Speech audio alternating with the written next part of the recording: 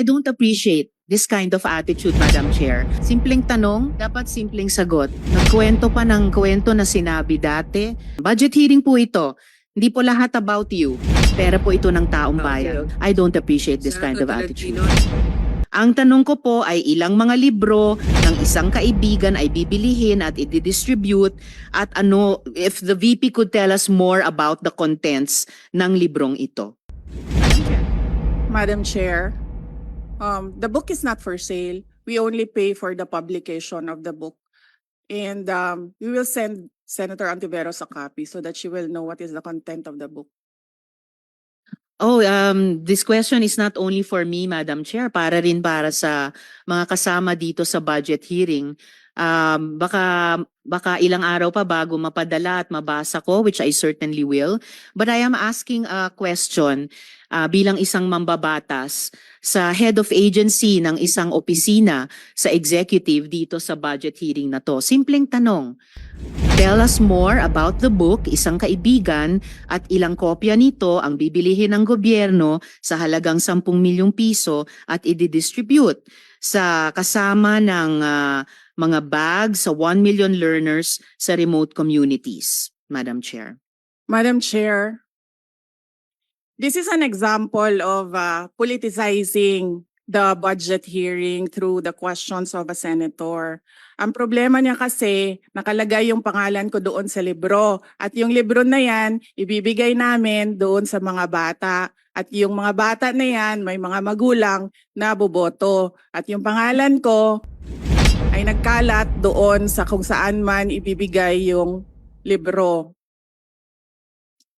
Madam Chair, we commit to send tomorrow everyone in this room a copy of the book. Madam Chair, hindi ko maintindihan yung ugali ng ating resource person.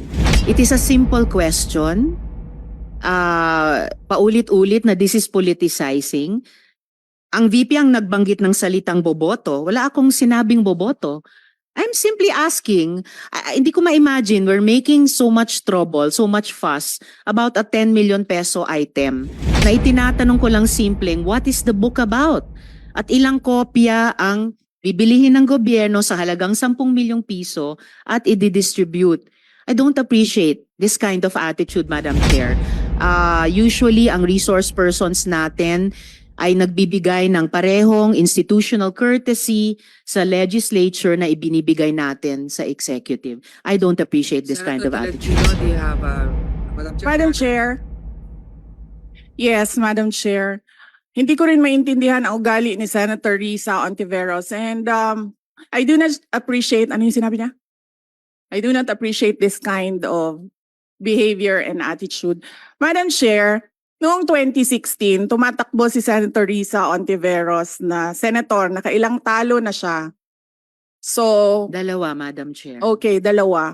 Natatakot siya sa pangatlong talo niya, kaya pumunta siya sa Davao. Humingi siya ng tulong.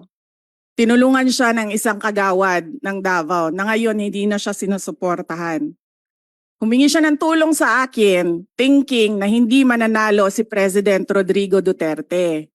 Kinausap niya ako ng kinausap doon sa law office ko sa Davao City. Sabi ko sa kanya, o sige, tutulungan kita. Chinika niya ako ng chinika. Tapos umalis siya. Siyempre, hindi naman siya tumutulong kay Pangulong Duterte. Hindi din totoo yung sinabi ko na tutulungan kita. Tinext niya ako. Pwede ba akong mag-follow up sa hinihingi kong tulong sa boto dyan sa Davao City? So sabi ko sa kanya, okay, sige.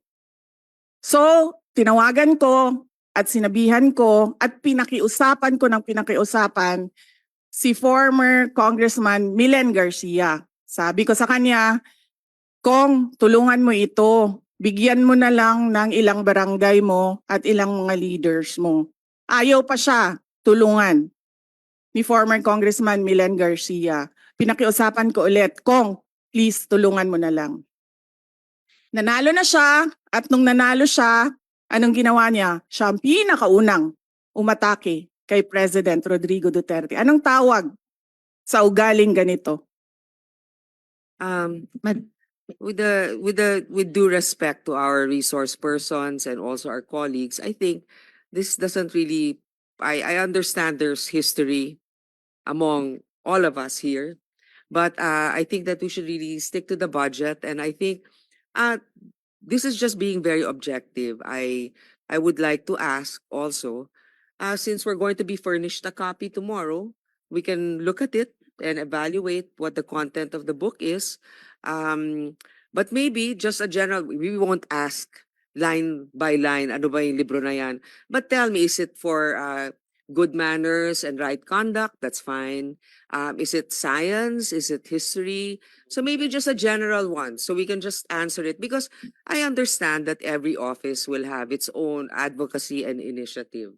So, but then I don't think it's also wrong for us to be curious what it is about. So just a general one. Any of the undersecretaries can tell me what the topic of the book is. Is it history? What is it?